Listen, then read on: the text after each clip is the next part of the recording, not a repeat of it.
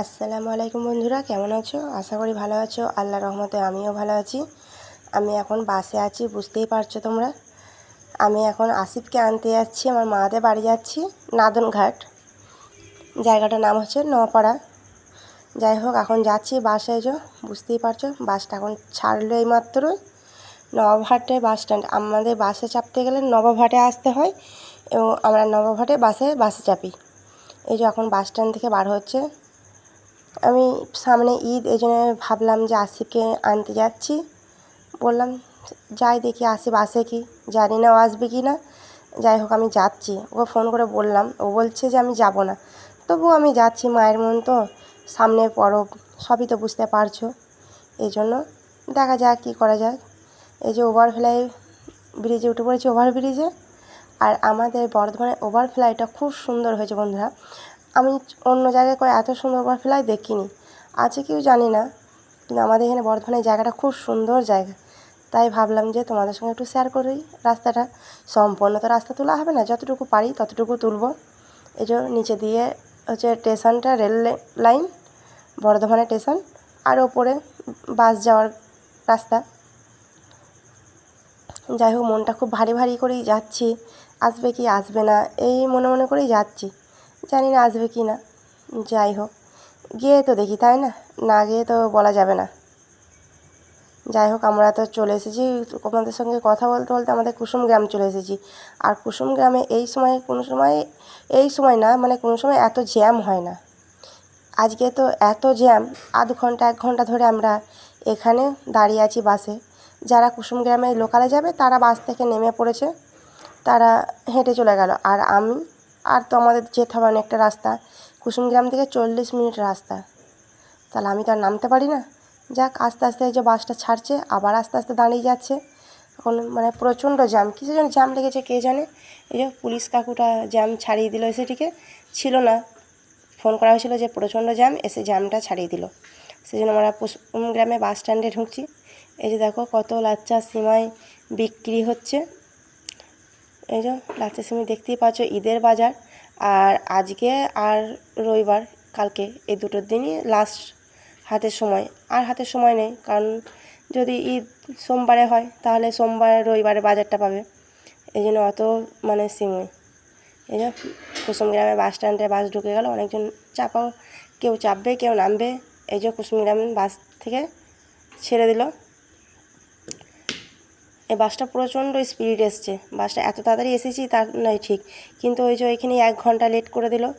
নাহলে ভাবলাম যে তাড়াতাড়ি বাড়ি চলে যেতে পারবো, কিন্তু ওইখানে গেটে লেট পড়ে গেল, এই জন্য আর তাড়াতাড়ি হলো না, একটু লেট হয়ে গেল। যাই হোক, এখন তো গেট তো ছেড়ে দিচ্ছে, এখন চলো দেখা যাক, আস্তে আস্তে যাই। আর তোমাদেরকে কুসুমগ্রামের রাস্তাগুলো একটু দেখাচ্ছি। দেখো কত রাস্তার ধারে কত দোকান পাশার।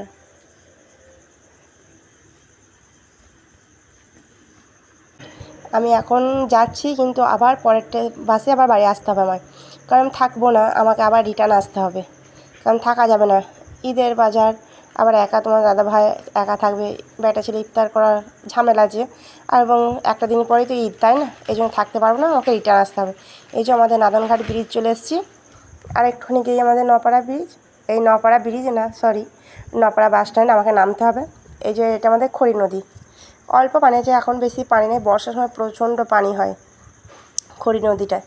আর ব্রিজটা প্রচণ্ড কাজ চলছিল, কাজ শেষ হয়ে গেছে, নাহলে ওইখানে আমাদেরকে নামিয়ে দিচ্ছিলো ব্রিজের এপারে বাসটা আসছিল না, যখন কাজ চলছিল। তো 2 মাস আগে কাজটা চলছিল, 2 মাস আগে কাজটা বন্ধ হয়ে গেছে। আমরা নপাড়া ঢুকছি। নপাড়া আমরা ঢুকে পড়েছি। আমি টোটোয় বসে পড়েছি। টোটোওয়ালাটাকে বলছি চলুন দাদা, বলছে আর 2টো প্যাসেঞ্জার দেখি। আমি বললাম আর দেখতে হয় না, কারণ আমাকে আবার রিটার্ন আসতে হবে পরের গাড়িতে, সেই জন্য তাড়াতাড়ি আমার জন্যই চলে আসলো। যাই হোক, আমরা কুশোবর ঢুকে পড়েছি। আমি অত দিকে মাঝ রাস্তায় আর তুলিনি, একদম আমাদের গ্রামে তুলছি।